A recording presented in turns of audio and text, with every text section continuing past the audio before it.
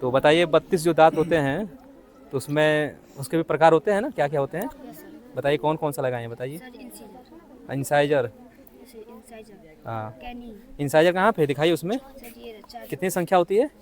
चार। इसका क्या कार्य होता है? सर ये काटना, हाँ, यानी लोअर जार और अपर जार, ऊपर का और नीचे का। नीचे का। और केनाइन्स का क्या होता है? सर जी फाड़ना। फाड़ना, छेदने और फाड़ने के लिए। Yes sir. गन्ना का भी चखे हो? Yes sir. सबसे पहले क्या करते हो गन्ने को? छिलते हैं। किससे होते? सर किस ये- दांत से? सर कैनी से। कोने पर लगाते हो ना, यस सर। छेदने फाड़ने का, ठीक है ना। उसके बाद से क्या होता है? सर जी प्रीमोलर। प्रीमोलर। प्रीमोलर क्या वर्क है? सर जी इसको अरे मतलब काटने का, नहीं तो सर चबाने का। चबाने का, ठीक है। और लास्ट क्या है? लास्ट इसके पास मोलर। मोलर, इसका क्या काम है? इसका भी चार, पीसने, पीसने का सर। ठीक है ना। चक्की में ये सब होता है ना, यस सर। ठीक है। तो फार्मूला पता है दांत का कितना होता है? Yes sir. फार्मूला कितना होता है? सर जी फार्मूला समझ रहे हैं? सर जी नहीं समझ रहे। ऊपर के कितने हो गए 16, नीचे भी कितने हो गए 16, 16, ठीक है ना। रत्नक कितने ऊपर हो गए पहले, इंसाइजर कितने हो गए? चार। 4 यानी 2, बात समझ रहे हैं ना। Yes sir. 2, उसके बाद कितने केनाइन कितने हो गए? 2। 2 है तो इसको 1 लिखेंगे, यानी 2 1 2 3, 21 23 बटा 21 23 गुणे 2, गुणा करके निकालेंगे कितना हो जाएगा? ऊपर 16 नीचे 16, टोटल कितना हो जाएगा? 32। और मिल के दांत कितने होते हैं? सुने हो ना, मिल के दांत जो दोबारा जन्म लेते हैं, कितने होते हैं संख्या उसकी? सर जी 20। 20 होते हैं, ठीक है बच्चों, बहुत बढ़िया। ठीक है, समझ जाता है सर। हाँ, मॉर्निंग, गुड मॉर्निंग। बताइए क्या है इसका उपयोग, बताइए। ये life cycle of silk moth है। हाँ, रेशम कीट का जीवन चक्र है। जीवन चक्र बनाया तो सुंदर हो, बताओ। पहले मादा रेशम कीट पहले 3-4 अंडे देती हैं। हाँ उसके बाद 3-4 दिन बाद उसमें से बच्चे निकलते हैं। हाँ फिर वह शहतूत की पत्तियों को लगातार खा के हाँ। 30-35 मास सर ग्रो करते हैं। हम्म। फिर उसके बाद वो रेशम देना शुरू करते हैं। इसमें दिखाइए सब बनाए तो है, स्टेज कहाँ से स्टार्ट होता है? फिर यहाँ से हाँ फिर ठीक पहले है। वो अंडे देती हैं, हाँ 3-4 बिल्कुल सही बात है। फिर उसके बाद वो 3-4 दिन में बच्चे निकलते हैं उसमें हाँ, से। लार्वा हो जाता है, तुरंत लार्वा। निकलेंगे अभी, ठीक है ना। हाँ फिर वो शहतूत की पत्तियों को खाने लगता है, सर हाँ बड़े होते हैं। हाँ, फिर जिसमें प्यूपा अंदर के पड़ा पड़ा होता है।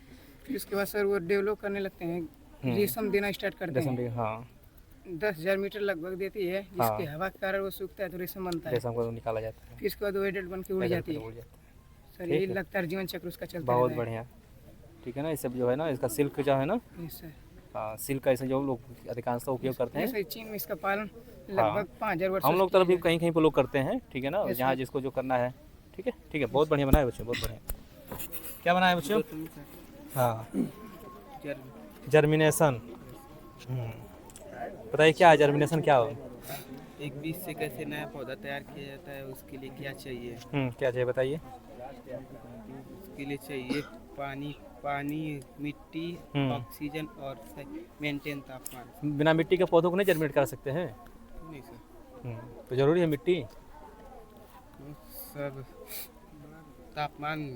कपड़ा में भी जम जाएगा। हाँ, तो उसके लिए क्या चाहिए? न्यूट्रिएंट्स चाहिए, ठीक है ना। चना देखिए ना, चना को जर्मिनेट कराने के लिए, हाँ, तो जो निकलता है इसको क्या बोलते हैं, इसको क्या बोला जाता है? सर इसका नाम ये वाला जो निकला है पार्ट, ये क्या है? ये रूट। क्या रूट नहीं है, तो वो रूट दिखा दिए हैं। अच्छा, नीचे को दिखा दिए हैं, तो रूट ही होगा, दो ऊपर नीचे दोनों तरफ निकलेगा, दो निकलेगा ना। रूट, इसको भी रूट तो बोल रहे हैं।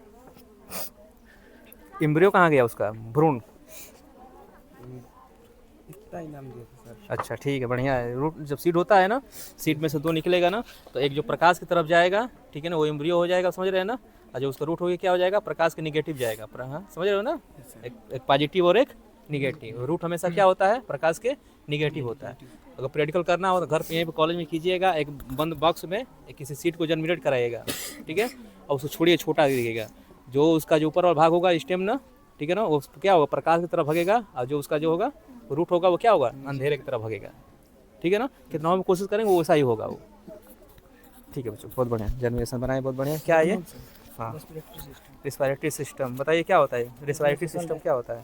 सांस लेने की प्रक्रिया होती है। जैसे कि हम पहले सांस लेते हैं तो ऑक्सीजन युक्त वायु शरीर के अंदर जाती है। इसमें जो 2 लंग्स लगे होते हैं जो कि ऑक्सीजन को प्यूरिफाई करते हैं और उसमें ऑक्सीजन चारों तरफ नसों में मतलब कि जो होती है ब्रोंचीज, इसमें ब्रोंचीज में मतलब कि जो ऑक्सीजन तो वो जाता है और जाकर ब्लड में मिल जाए, आरबीसी के सहायता से ब्लड में मिल जाता है। और जो आरबीसी में CO2 होती है जैसे कि कार्बन डाइऑक्साइड, उनको ये ला के फिर से यहाँ से एक्सेलेशन के माध्यम से बाहर निकाल देते हैं। इसको क्या छोड़ते हैं तो CO2 निकलता है तो ऑक्सीजन देते हैं।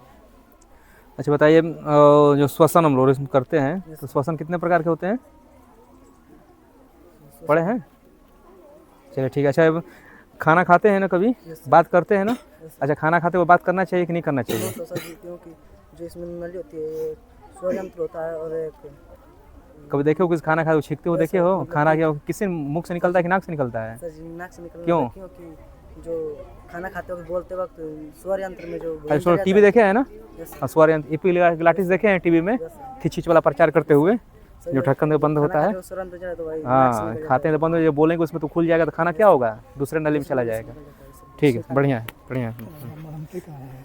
मानते कहाँ? क्या चीज़ है बनाए बताइए? फायर, बताइए क्या है इसका? सर जी ये छोटे मोटे आग बुझाने वाला यंत्र है। बताइए, हर एक पार्ट को बताइए क्या है किसका? सर ये प्लंजर है जो ऊपर का ये है, और सर ये सेफ्टी पिन को हटाने के बाद प्लंजर को नीचे दबाया जाता है। हाँ।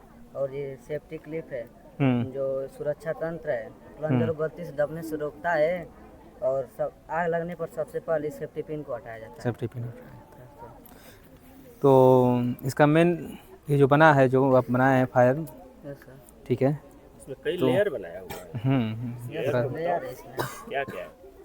सर इसमें गैस होता है CO2 गैस, कार्बन डाइऑक्साइड। आ गया ये। और सर ये इंटरनल सिलेंडर है हाँ। जो गैस में आंतरिक मुख्य कंटेनर में से इसमें DCP पाउडर कंटेनर में जाता है। और सर ये सिफोन ट्यूब है, इस ट्यूब के माध्यम से होते हुए डिस्चार्ज ट्यूब के माध्यम से यहाँ पे एक हैंडल आता है, हैंडल से बाहर निकल जाता है। इसीलिए इसको जरूरी है हर जहाँ भी है अपने घर में भी रखना, इसको क्या है नेसेसरी है हर जगह। ठीक है, गवर्नमेंट इसीलिए क्या करती है? जो CO2 है इसका क्या नाम होता है? हाँ, कार्बन डाइऑक्साइड गैस। नहीं, कुछ और जुड़ेगा? कुछ और तो होगा उसमें ना। सीधे गैस तो रहती नहीं है, गैस फॉर्म में नहीं रहता है। फॉर्म में नहीं रहता है, ये सॉलिड CO2 है, ठोस कार्बन डाइऑक्साइड लिखा होगा जब बना रहे हो, कहीं लिखा था? सॉलिड नहीं रहता, स्ट्रक्चर में बस इतना ही था। अच्छा ठीक है, अच्छी बात है, सीखना चाहिए। पढ़ना इसको, इसमें सॉलिड लिखा। ठीक है बच्चे, बहुत बढ़िया चीज़ बनाया हुआ है, जरूरी है हर जगह पे इसका उपयोग। क्या बनाए हैं? DNA। DNA का पूरा नाम क्या है? Deoxyribonucleic acid. हाँ, और DNA की खोज किसने किया था? DNA की खोज जेम्स मार्टसन और फ्रांसिस क्रिक ने 1953 में की। अच्छा, क्या बताएं क्या DNA के पीछे क्या है बनाने का? DNA का डीऑक्सीराइबोन्यूक्लिक एसिड का यह सभी जीवन में पाए जाने वाला अनुवांशिक पदार्थ है। DNA में सभी जीव के विकास कार्य प्रजनन के सभी निर्देश होते हैं। अच्छा, कोई इंसान मान लीजिए कि आप ही के भाई हैं, कहीं चले गए हैं, तो उसको उनको अगर पहचान के लिए क्या करना पड़ेगा, क्या देखना पड़ेगा? DNA को मैच करना। अच्छा, DNA को पढ़े हैं पूरा DNA? हाँ, ये क्या है? ये डंडी जो लगी? हाँ उसको बताइए। सर ये शुगर फास्फोरस का बना होता है। हाँ, और इसका बेस है, इसे बेस पेयर कहते हैं। अच्छा किसको दिखा किसको रहा है? ये डंडी जो है उस स्ट्रक्चर में किसको दिखा रहा है? सर यहाँ 4 रासायनिक क्षारों से मिलकर बनाता है। हाँ, क्या क्या नाम है बताइए? ATCG। तो मान लीजिए अगर ये है तो ये क्या होगा? एडेनिन हो गया, एडेनिन थाइमिन। थाइमिन। एडेनिन गाइमिन। अच्छा, DNA में क्या कौन सा नाइट्रोजन बेस सब्सटेंस होता है? DNA RNA में क्या अंतर है? इसका आधा RNA। DNA और नाइट्रोजन बेस कितने होते हैं? नहीं पढ़ा होगा। अरे बच्चों बताना जरूर सर ना, सुन लीजिए पहले। नाइट्रोजन बेस पढ़े हो ना? कौन कौन से इसमें होता है बताओ? 4 होता है ना, 5वां भी होता है। DNA RNA का अंतर क्या है? नाइट्रोजनस बेस के आधार पे, समझ रहे हो ना? यानी इसमें जो यूरेसिल होता है ना तो RNA में होता है, और DNA में कौन सा होता है? उसके स्थान पे थाइमिन होता है। बस समझ रहे हो ना? थाइमिन और यूरेसिल। तो मुझे नहीं आता, लेकिन मैं पूछ रहा हूँ कि डंडी किसको दिखाता है, बस ये वही जो है। बाइंडिंग समझ रहे हो ना? डंडी बताओ क्या है? बाइंडिंग है, दोनों को बाइंड करता है, हाइड्रोजन बाइंडिंग समझ रहे हो ना? Hydrogen bonding. एडेनिन के साथ क्या होता है, थाइमिन का 2 बॉन्डिंग होती है। ग्वानिन के साथ क्या होता है, साइटोसिन का 3 बॉन्डिंग होती है। 3 बना पढ़ोगे ना, सीढ़ी जैसा बना होता है, सीढ़ी जैसे। डंडी ये सब हाइड्रोजन बॉन्ड है। समझ गए ना, बहुत अच्छा चीज़ बनाया हो, समझ जाओ, ठीक है। अच्छा चीज बनाया हो, अच्छा देखो ये लिखे हो ना, समझो, ग्वानिन, बस साइटोसिन, थाइमिन, एडेनिन। एडेनिन अच्छा नीचे लिख दियो, कोई बात नहीं। एडेनिन, ग्वानिन, यानी प्यूरिन और pyrimidine 2 होते हैं, ठीक है। प्यूरिन क्या होता है, तो एडेनिन और ग्वानिन। और pyrimidine क्या होते हैं, तो साइटोसिन, यूरेसिल और थाइमिन। याद रखना कि डीएनए में थाइमिन होता है, 5वें नाम ना, तो थाइमिन डीएनए में होता है। और थाइमिन का स्थान पे क्या होता है आरएनए में, साइटोसिन, सॉरी यूरेसिल होता है, ठीक है। बढ़िया है, ठीक है। डीएनए को इसीलिए क्या कहा जाता है, जेनेटिक मटेरियल।